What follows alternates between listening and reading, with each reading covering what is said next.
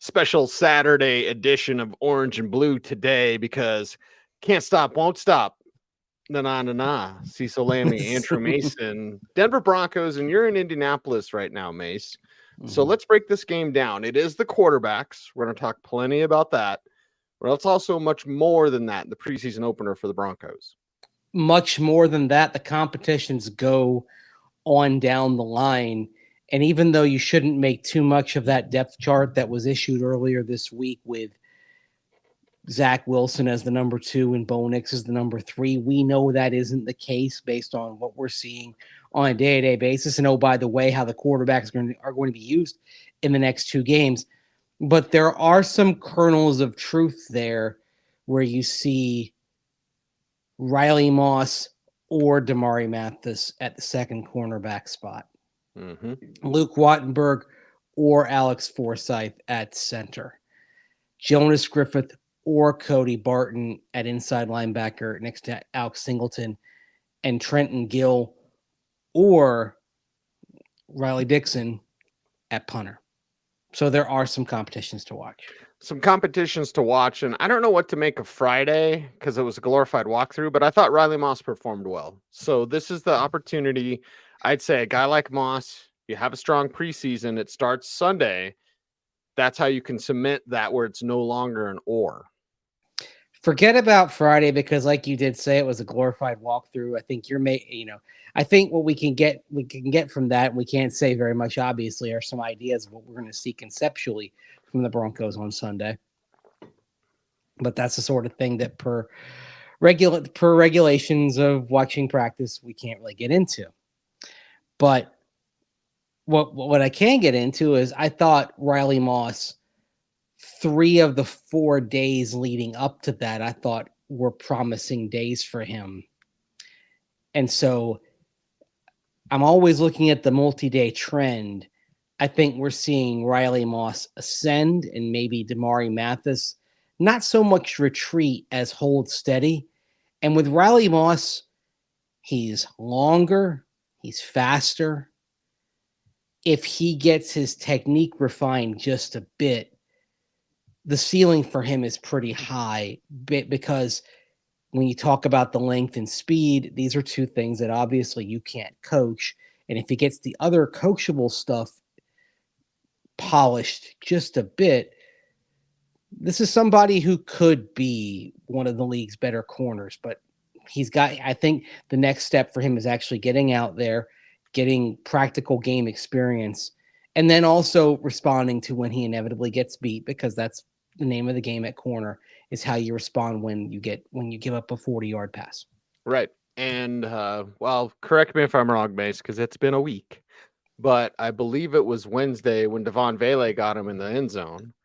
And as we've come to note, if Devon V gets you, it's just kind of what's happening out there. Yeah, Vele is getting everybody. Oh. Almost everybody.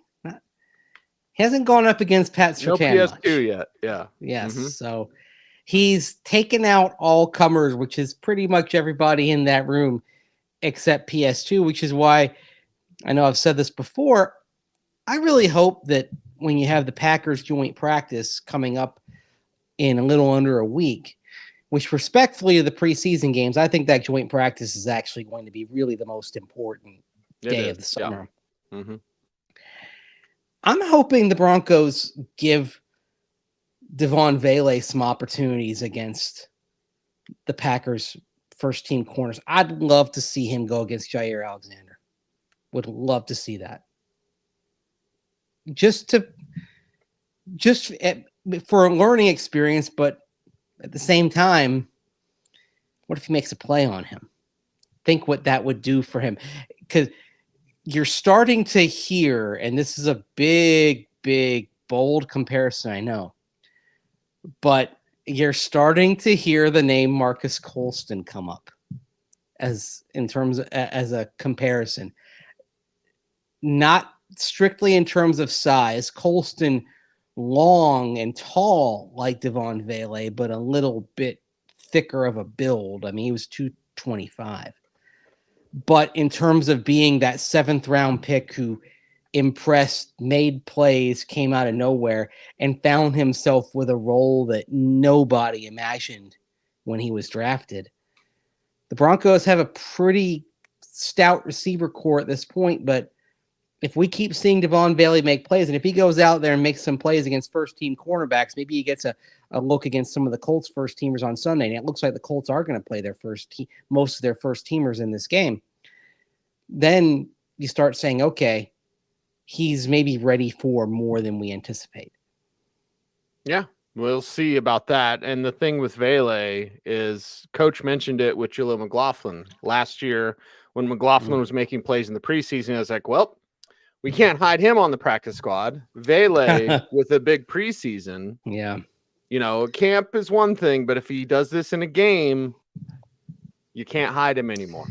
Yeah, and I actually think, though, that one-handed catch that he had just past PJ Locke on Thursday, the way that got out there because somebody on the hill was shooting it, everyone around the league has seen that.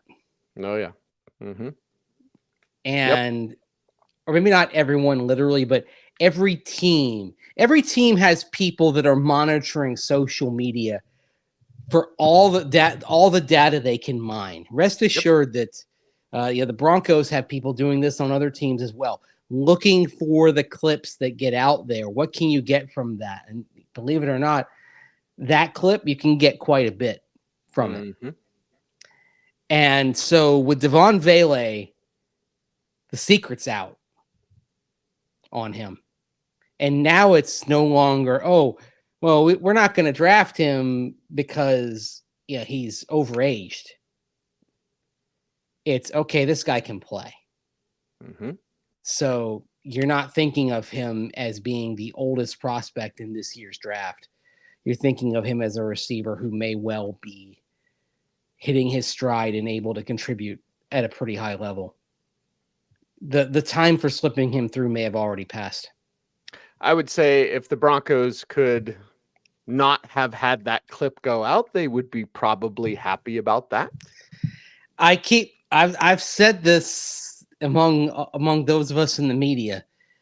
At some point, there's going to be a team that decides to have those pouches that you have at some concerts where you walk in and you put your cell phone in, it locks up and you can't, and doesn't to unlock it, you have to leave the concert. Like that's coming to a training camp near you, I think, at some point. Possibly.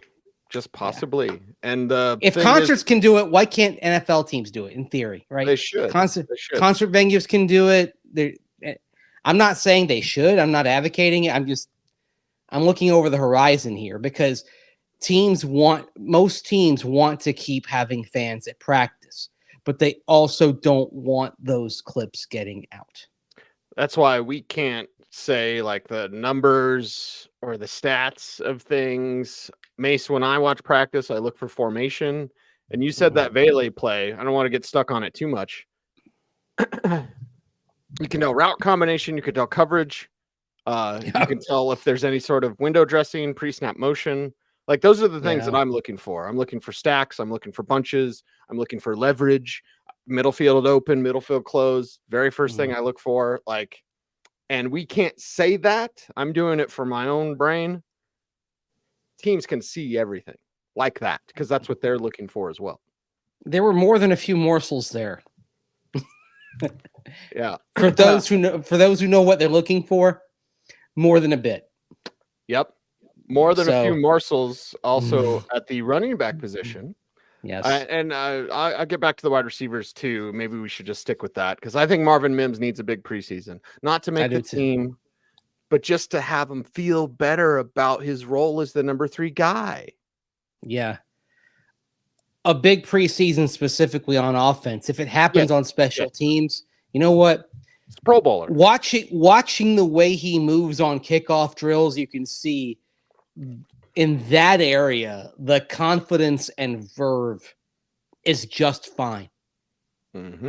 He's in his comfort zone when he's out there on teams. I mean, when James Marilat was here on Thursday while you were on assignment, Cease, we actually made a Rick Upchurch comp on Marvin Mims Jr. Okay. Right down to the fact that it took Rick Upchurch a few years before he became a regular wide receiver. And even then, he was basically a wide receiver too. But it was about 5 seasons before he became a truly regular part of the offense. We even talk about, you and I've talked about Emmanuel Sanders as well, how it took some time for him in Pittsburgh.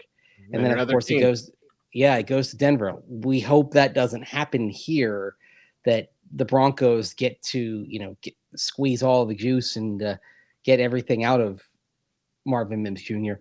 But he's definitely been lost in the shuffle. And yes, as we've said, there's room for the smaller receiver to succeed in this offense. Brandon Cooks, New Orleans, we've seen it. But there's no denying Sean Payton likes the bigger receivers.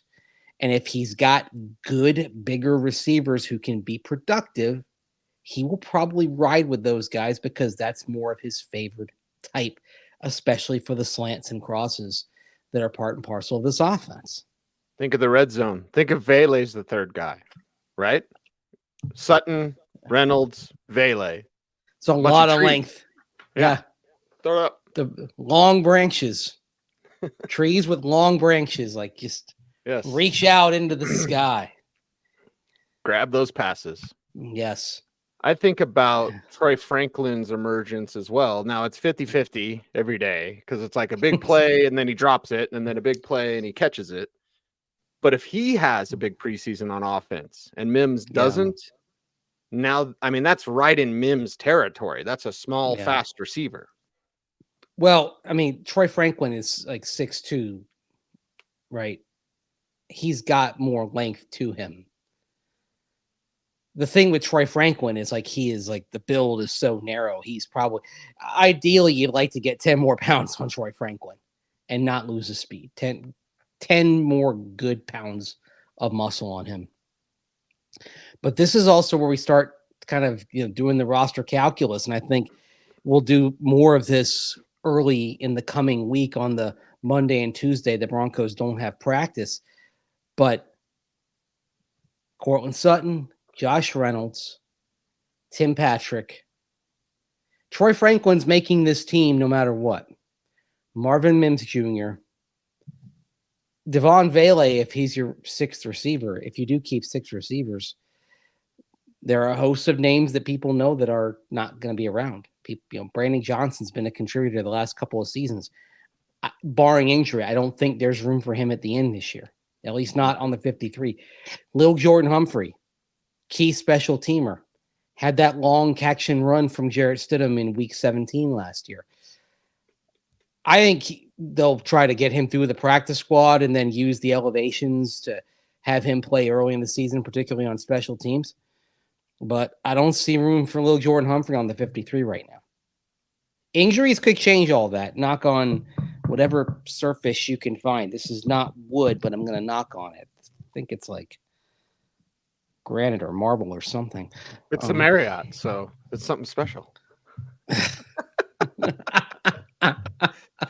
Think about Jalen Virgil, Michael Bandy, David Sills, Philip Dorsett, probably not, but like all these guys are making plays. There's not enough room. There's not enough room. There's not even enough when you talk about the practice squad as well. I mean, there's not even enough room to factor in the practice squad. How many receivers are you going to put there? 2? Maybe 3, maybe. Maybe, but you're going to be use that for other positions as well. You're going to probably put some offensive linemen over there on the practice squad. I think you'll see some edge rushers on the practice squad because I don't know that there's room on the roster, for Andrea Tillman, Drell Chami, but they're making plays, and I think they stay. I think Chami, Tillman, and Jalen Allen, I think they all end up on the practice squad. I'd like that. Yeah. I think ultimately your edges are going to be Browning, Cooper, Benito, pending the back stuff, Jonah Ellis, and I think Thomas Incoom does stick. I think there's room for him. Yeah.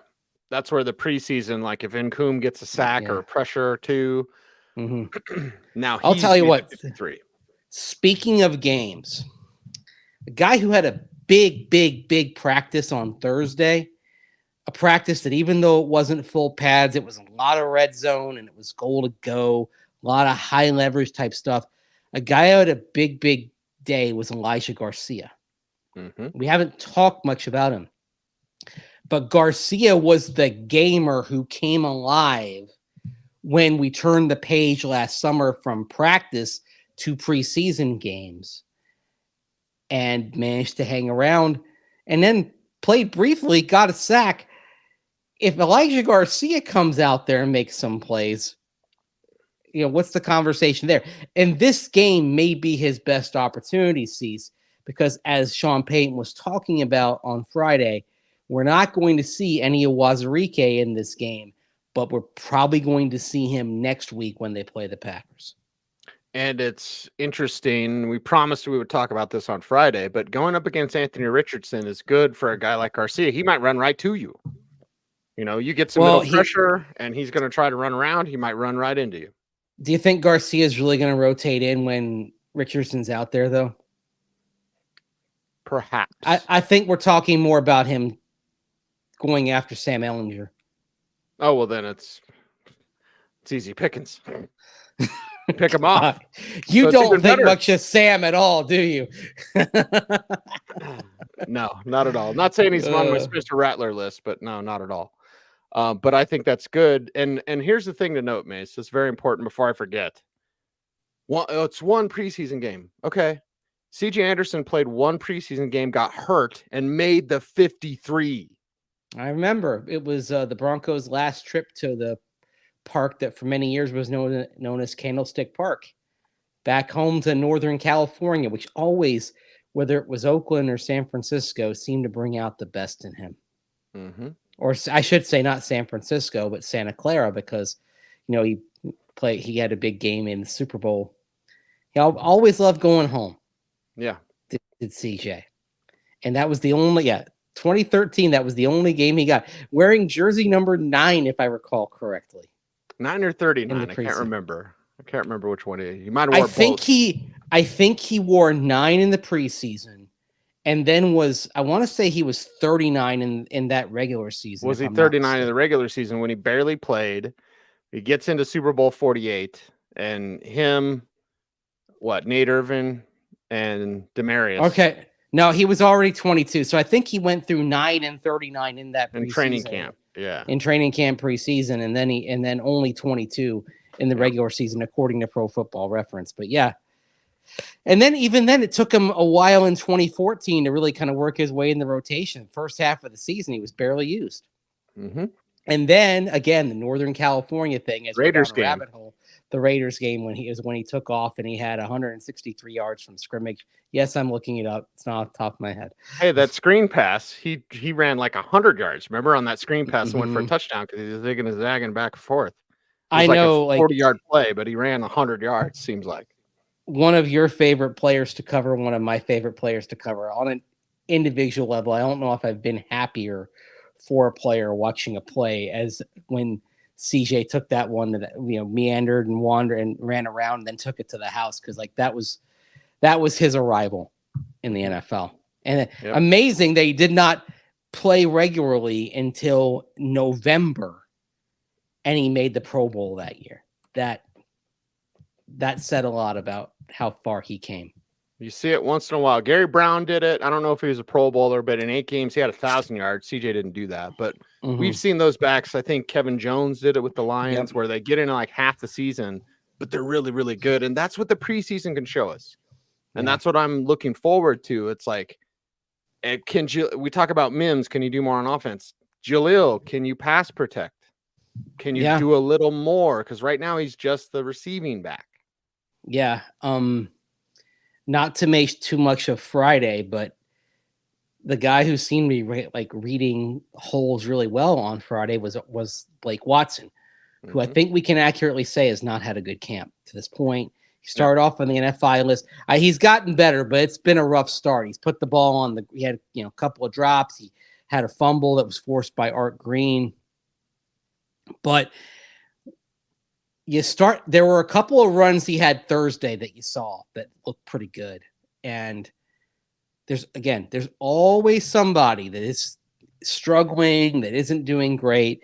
And then they get out there in the game and it just clicks. So, I mean, I can't dismiss it for anybody. I can't, and it would not all surprise me if Watson's the guy, even though I think they're going to try, they may be wise to try to hide him, because that creates because you might be able to slip into the practice squad right now. Sure. If he has a big game, I don't know if you can do that. You run into the you run into the Jaleel McLaughlin conundrum again. Although at least I think Blake Watson, they're going to spell his last name right. Gosh, I think they'll have that correct this time around. Man, that that was. I think I was the first one to catch that. I think you saw it in warmups. And I got the picture of it. I'm like, oh my God. That's wrong. Yeah, like I think actually what I did was I had it the view screen on the camera, and I had with my phone. I'm like, oh God, I gotta get this out now. And I just took a picture of the view screen. On my, like, oops, whoops. Just have a do-over. I've got that photo. If I ever were in a position to get autographs, you're not obviously in that position to do that when you're in this business. But if I ever were, I would want that photo signed. Yeah, it'd be unique. New York. Yes. Unique. New York. It's one of probably my most viewed photo ever is that photo. Okay. Of the last name. Right. Being misspelled.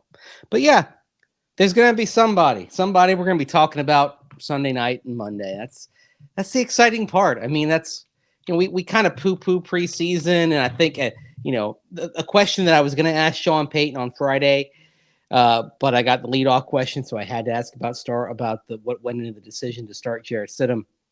But I was going to ask a question about how things have changed with the preseason going from 4 games to 3. That happened in 2021, so this is Sean Payton's 3rd year with it, because, of course, he wasn't coaching in 2022. But it's endangered. I mean, there's starting to be more rumblings about the 18th regular season game, which is going to take the preseason down to 2. Like, it's rumblings about 18 games. It's rumblings about the Super Bowl being President's Day weekend, because there's even rumblings saying, well, like, the Daytona 500 is going to have to move, for example, because they're not going to go opposite the Super Bowl. That's usually on President's Day weekend. Yeah, they will move. They'll move. Everything but the Olympics will get out of the way. The Winter Olympics are only every 4 years, and what'll happen is NBC will make sure that they're covering the Super Bowl in the year they've got the Winter Olympics, so they can just completely, gobble up take everything. Like they did back in 22. They literally went from the Super Bowl to like the downhill run or something like that. I mean, that's probably the best follow-up program there's ever been on a Super Bowl.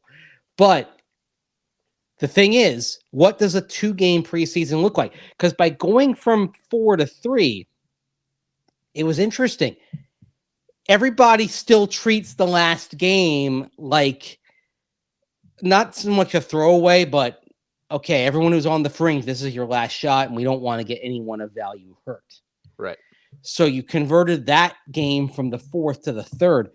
Does that become your 2nd preseason game, and you effectively only have 1 preseason game of real team-wide value, the value of that last preseason game being individual? And how does that change? How would a competition between Jarrett Stidham and Bo Nix look if you only had effectively 1 preseason game to work with as something that you're actually able to extract something from? You didn't do the air quotes there. Competition, bathe regularly. Like, yes. Yeah, competition. Yeah. I don't let my scabs heal. I don't keep up with the news. I am not professional. I'm not camera friendly. I could say that about myself. I'm not likable. Yes. By the way, speaking of not camera friendly, but on air presence, I was listening to your show. You did Denver Sports Night on Friday night. You're driving to the airport, right? Yeah, I was listening. I not just driving. I was walking around the airport with my headphones on, listening to you as I'm walking around and getting to my gate. Okay. Zang. You know why I was listening? Hmm. I was waiting to hear if you'd say something about Deion Sanders in that press conference on Friday. I had some people reach out. I forgot, basically. I had too much to say about the Broncos. So Yeah. I think you were brain dumping. Yeah. And I think it's abhorrent what Deion did. As a Deion fan, I think it's terrible, especially because I love Arnie. Like, Arnie Stapleton's like the best of us. And he tears them apart over chemistry and what was ever bolstered, like bolstering. Arnie who's improved. Bolstering means improved, Deion. I mean, why can't you say improved? He did say what were they improved. teaching at Florida State? Anyway, I shouldn't mock it. My niece goes there. So yeah, like that. And then like the bit with Eric Christensen of CBS 4, and then the bit with Sean Keeler of the Denver Post. Look, I'll admit, we're not buddy with everybody in the business, but Sean's a friend, Arnie's a friend. I'm acquainted with Eric. I mean, as we all are. Mm-hmm. And the whole thing felt petty. We're generally all good people. There's a couple of turds, but like we're generally all really good. And Arnie's like the best of us. Arnie, yeah, and Arnie's forgotten more about this coined the business Lambeau and asking leap. questions. Yes, that the Lambeau leap is his phrase. That to tell you just how long he's been slugging it out in this business. Yeah, and what what he can come up with. I mean, it was honestly when I heard, I got really angry when I got really angry first when I heard the exchange with Arnie Stapleton, and then like the other thing like this with Eric Christensen, like Deion Sanders. CBS, I'm not going to talk to him. Deion, CBS has your show. Yeah, he does it with Romy. Yes. And then and again, the Sean Keeler stuff was just petty. Look, if you're gonna be in Deion Sanders' position, and oh by the way, if you're gonna put so much out there on social, on digital media and all that, and then you come home 4-8, you're gonna get criticism. That's part of the job. That's part of the deal. I mean, they weren't a quiet 4-8. They were allowed 4-8. I'm sorry. I know this is orange and blue, not black and gold, but this is something I think you and I both been thinking about for a little while today. I didn't like on Arnie's thing when he was like, some people don't have chemistry at home if they go home every day. And I was like, you don't talk about Arnie's family. Like, Arnie's a great family man. And I know he wasn't specifically. And for me, as a Christian, I'm like, you don't treat people that way. Because Deion professes himself to be as such. It's like, okay, carry yourself a certain way. And that was not very coach-like or Christian-like. No, that was a guy who I think is a little bit nervous about the season to come. Yeah. Because, look, talent-wise, they should be really good. But they're also talking a big game. They're talking about playoffs and this and that. I mean, we'll see. I'd love it if they go. As Gary Kubiak would say, we are fixing to find out. But color me skeptical of things in Boulder. Color me a skeptic regarding Pat Shurmur as the offensive coordinator. Another roster that's had plenty of turnover. I mean, don't get me wrong. The talent is ominous. There is a shot of CU having the number 1 and number 2 picks in the draft.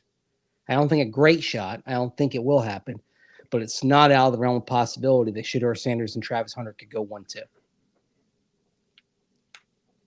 Both in the top 5. Easily both in the top 10. For CU, I mean, this is a level of talent unseen since the salad days of Bill McCartney. Mm-hmm. respect to the late 90s teams and the 2001 team, but I think you've got to go all the way back to the real apex of CU football to see a team that had this much talent. And if it falls short, I do wonder what the reaction is going to be. I mean, I believe that part of it is also watching, and it's, this is a little bit of like fandom as well, but like, I have been a little bit distressed by the social media reaction and the vilification of the reporters. Yeah. Well, I think there's a larger conversation that we'll have to save for a different time. I don't think that's a sports show conversation. No, because it's a life conversation. I think critical thinking's dead. I'll give you my short summary. Critical thinking's dead. People don't think they're just tribal and it's my side versus your side and there's no gray area. Tribal is a really good word to describe it. Like people, I think, it's good to have loyal. I think it's good to be a fan and good to be loyal. Sports in the right context it's healthy. It's fun. It's even fun to kind of, it can be a unifier, but it can be, it can be a divider too. So anyway, I just wanted to get that off my chest a little bit. Cause I'm kind of one who sees things in the gray area. I would say that there have been a number of positives that Deion Sanders has brought to CU since December of 2022. And I think it would be unfair of me to ignore not just in terms of the talent brought in, but galvanizing the entire athletic department. I mean, is CU in a pretty good spot in the Big 12 right now? If not for this, I don't know. Like it was there. So there's already been some real tangible benefit. Sure. I mean, look at the new scoreboard going up there. Another season is sold out. I mean, these are things that weren't happening before they made this hire. So there are benefits. I mean, by and large, it seems like he does a good job making sure that his players, are going to class and are engaged in the student part of the enterprise by all accounts. But yeah, I was disappointed in that press conference Friday. Well, like you said, we're fixing to find out, and we're fixing to have a hot comment section. I think so. They'll be all right. I know. The greatest comeback of all time. They'll be all right. You'll be all right. You'll be all right. Yeah. All right. Well, I'll be all right. We're watching. We're watching. We probably should have a black and gold today on this operation. We should. Yeah. We should. For this football season, at least. Or at least for the first 4 games. Oh gosh. Oh boy. What are you saying? Are you saying they're gonna lose to the Bison? I'm saying that's a well-coached team.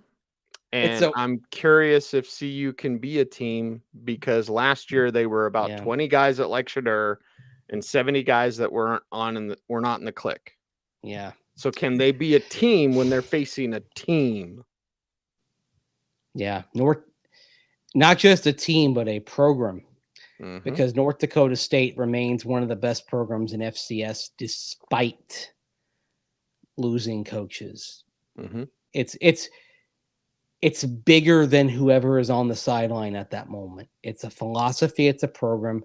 There's a reason why a lot of schools will not schedule North Dakota State, which I think it's to CU's credit that they are scheduling NDSU. I mean, I don't think I don't think Minnesota plays them anymore. Because they got their butt kicked. Yeah. But what kind of questions you're going to get if you lose? Oh gosh. It's gonna be DEFCON 1 if they lose to North Dakota State. Now, I don't think they will. I think CU has too much talent, too much speed. But I am curious to see how things match up in the trenches in that game. CU's recruited a good offensive line. how quickly is it going to come together? Anyway, so this got off the rails quick. I'm sorry about that. I'm sorry about Phil that. Load, detour. hold. It's on you. And if you're not a pissed off CU fan and you'd like to help us out on YouTube, Gosh, how can you do that, Mace? like, Comment, share, subscribe, hit that notification bell so that you never miss a vid. I think this may be a comment section I don't look at today. I might. It's fine. You're much better about going into the thorny areas than I am. I'm not. I'm not equipped with the same sort of iron that you have. So it's not iron. It's just I don't care. Like that's what I need. Say anything bad about me, I don't care. As long my family love me, I'm good. I need some.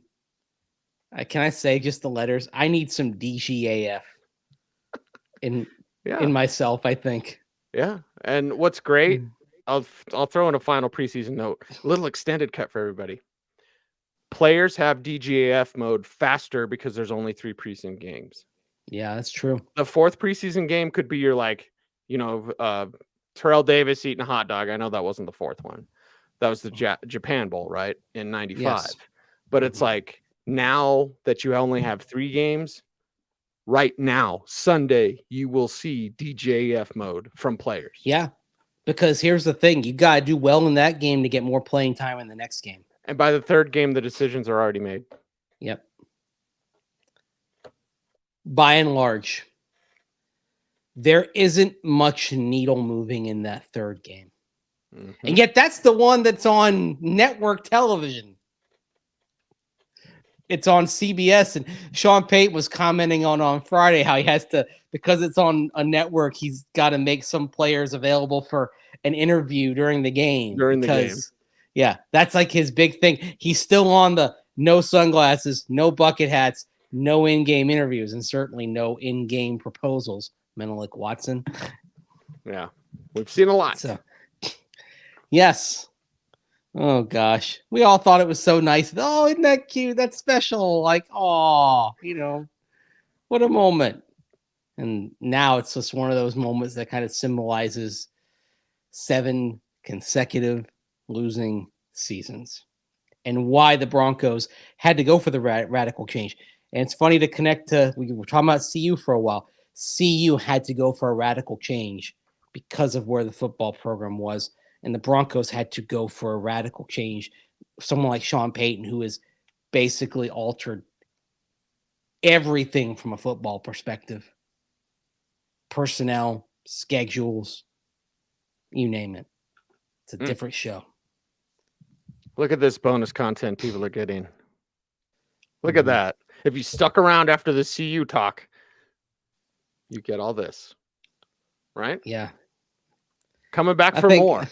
The people, the real ones, the ones who are our loyal audience, I think, they're still here. Good. Okay. So watch the next video. Watch the post-game show. Mace, I'll send you a link if you got any time to jump on. How long are you going to run that on Sunday, by the way? Like, how long are you going to brain dump? I mean, probably an hour. It's usually a nice hour. So it's usually like if I come on, it'll be like right at the end, just because of going to the locker room and all that. So yeah. Because also in the locker room on a preseason game like that with a couple of days off, I got to get a couple more stories for Monday and Tuesday. So you got to work the locker room a little bit, and hopefully be talking to some guys who are excited about some excellent performances. Again, I remember talking to Jaleel McLaughlin after he emerged too, like how much that meant to him. And now we're watching him. He does look. It looks like he's the number 2 running back right now. Mm-hmm. Yeah. Yep. We'll take that as you will. Keep it up in the preseason. He's Andrew Mason. You follow him on all the socials at Mace Denver. I'm at Cecil Lammey saying OBT's a BFD. Thanks for watching. Stay tuned and stay frosty.